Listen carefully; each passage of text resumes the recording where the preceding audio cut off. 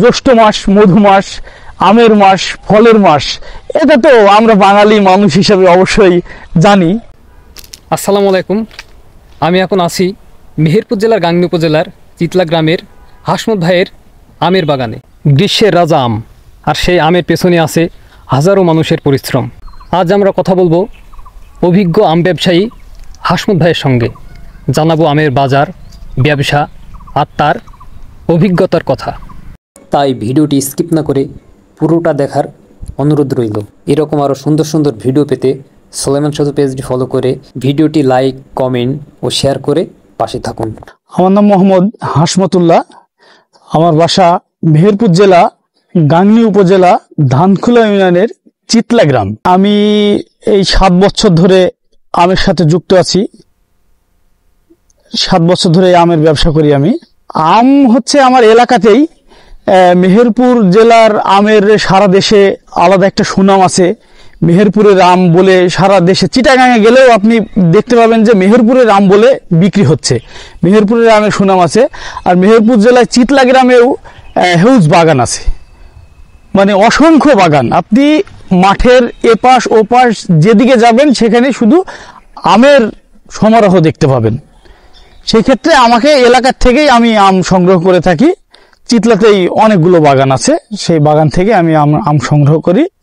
আমি স্থানীয়ভাবে মাল কিনি, কিন্তু আমি দূরের বাজারে মাল পাঠাই থাকি।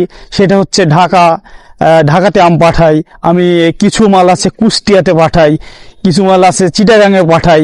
প্রথমে আমি বিক্রি করে থাকি যে বোম্বাই আম। বোম্বাই আমটা একটু আগাম হয়। বোম্বাইয়ের পরে আসে হচ্ছে হিমসাগর।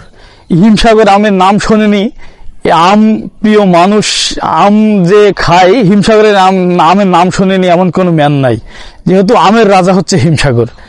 এই হিমসাগরের পরের অবস্থানেই আসে হচ্ছে ল্যাংড়া আম। ল্যাংড়া আম খেতে দারুণ সুস্বাদু। এই ল্যাংড়া আমের পরে আসে হচ্ছে রূপালী আম। এই পর্যায়ক্রমে স্টেপ বাই স্টেপ মালগুলো হয়, আর সেভাবে আমি সেল দিয়ে থাকি। আমি আসলে বাগান কিনি, আম কিনি খুবই কম, যেহেতু বাগান কেনার সময় কিছু বাগান আছে যে শুধু গাছ দেখেই নিয়ে নিলাম, দিয়ে সেই গাছের পরিচর্যা করলাম, সেই গাছগুলো কুপাইতে হয়, সেচ দিতে হয়, এবং সেখানে রাসায়নিক সার দিতে হয়, জৈব সার দিতে হয়। আপনি তো দেখছেন এই যে আমার এই আমের চেহারা দেখেন, কত ফ্রেশ, একদম তরতাজা আম। এখনই এই ছোট আমেরই যত সুন্দর সাইজ এবং এই যে ফ্রেশনেসটা। আমের মৌসুম মাঘ মাসে মূল হয়, ফাল্গুন, চৈত, বৈশাখ, জ্যৈষ্ঠ মাস মধু মাস, আমের মাস, ফলের মাস, এটা তো আমরা বাঙালি মানুষ হিসেবে অবশ্যই জানি।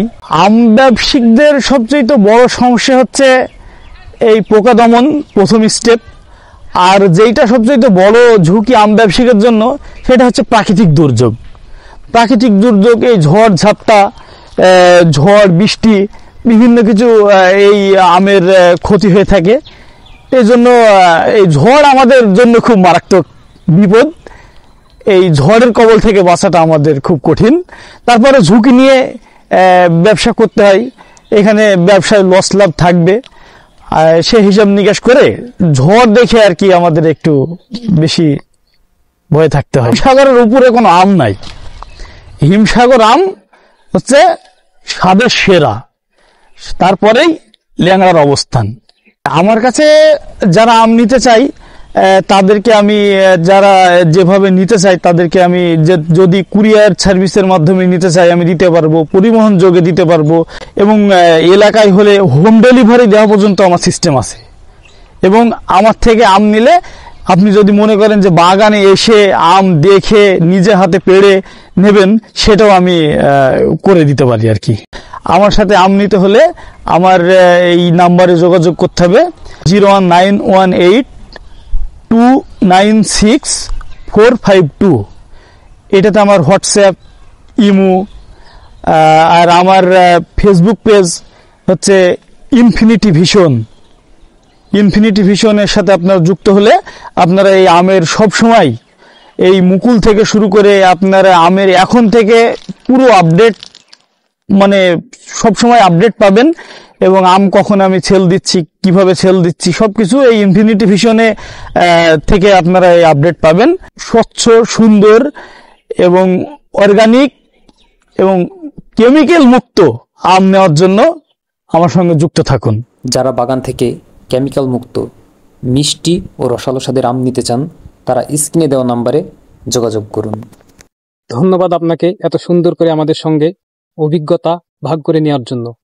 আমাদের এই সাক্ষাৎকার থেকে বোঝা গেল প্রতিটি সুস্বাদু আমের পেছনে রয়েছে কঠোর পরিশ্রম আর পরিকল্পনা। আজকে এখানে শেষ করলাম।